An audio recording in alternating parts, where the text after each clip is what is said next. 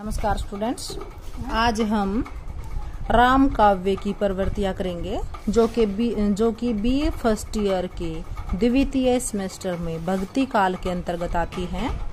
सगुण भक्ति धारा के अंतर्गत दो प्रकार के काव्य का निर्माण हुआ, राम काव्य और कृष्ण काव्य। वे कवि जिन्होंने राम को अपना आराध्य मानकर काव्य रचना की प्रथम वर्ग के कवि हैं।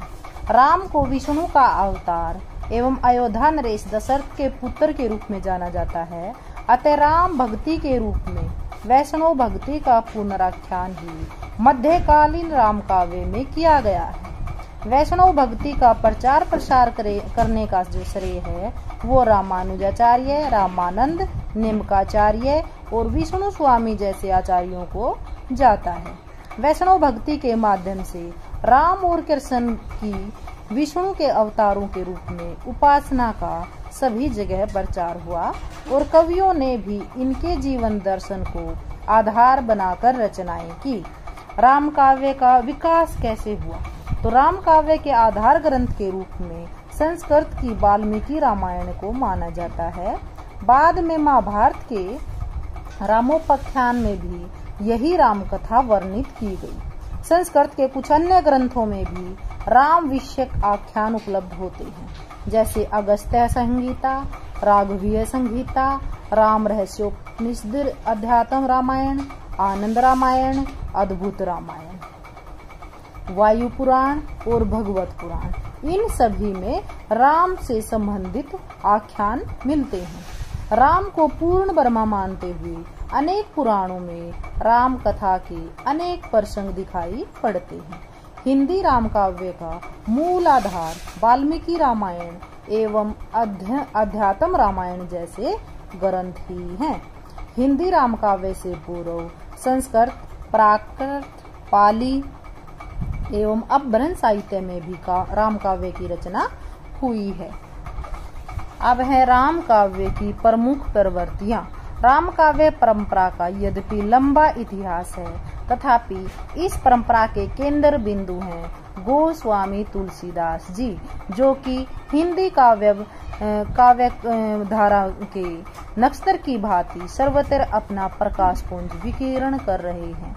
राम काव्य परंपरा में उनके ग्रंथ हैं वो मील के पत्थर सिद्ध हुए हैं। रामचरितमानस हिंदू धर्म, संस्कृति, आचार विचार का मापदंड बन गया है तथा यह ग्रंथ जितना लोकप्रिय हुआ है उसकी कोई समता नहीं है। लेकिन ये वाल्मीकि रामायण जैसा नहीं है, उससे बहुत कुछ अलग है और इसकी जो भाषा है वो भी परिनिष्ठित अवधि है।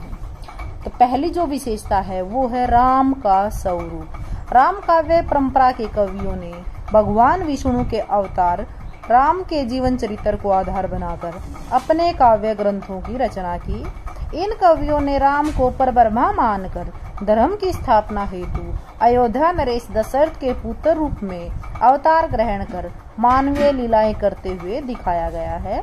तुलसी ने राम के जिस स्वरूप की परिकल्पना रामचरितमानस में की है वह शक्ति, शील एवं सौंदर्य का भंडार है।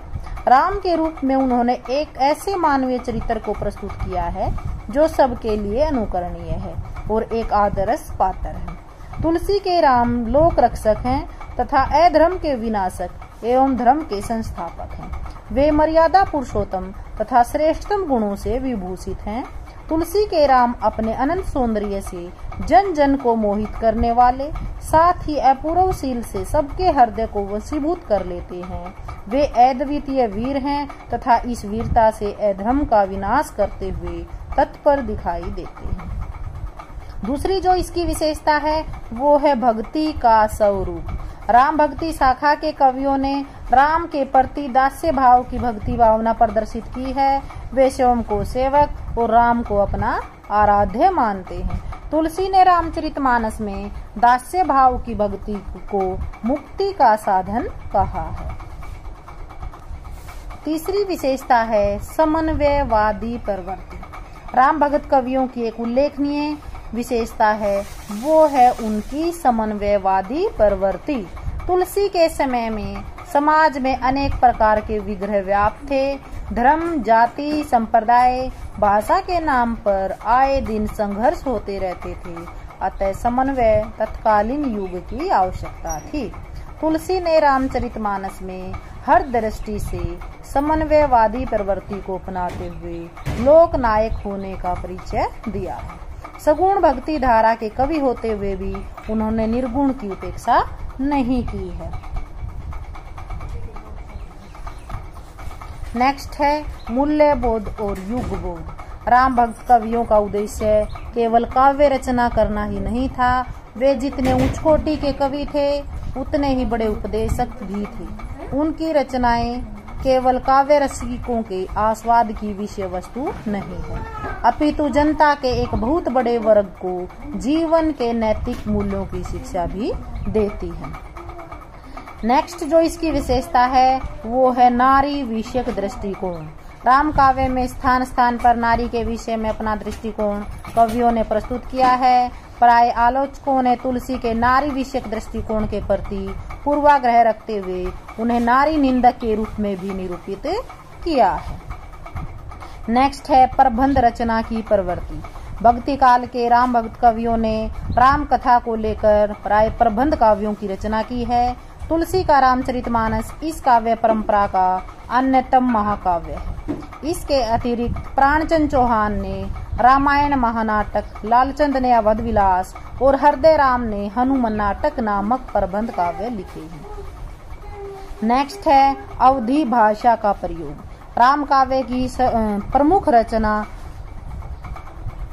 प्रमुख जो प्रवृत्ति है वो है अवधी। प्रमुख जो रूप से उन्होंने अवधी भाषा का प्रयोग किया है। रामचरितमानस भी अवधी भाषा में लिखा गया है और कवितावली, विनय पत्रिका वगैरह उनमें उन्होंने थोड़ा बहुत ब्रज भाषा का प्रयोग किया है। नेक्स्ट है छंद और अलंकार योजना। राम भक्त कवि काव्य मर्मज्ञ थे।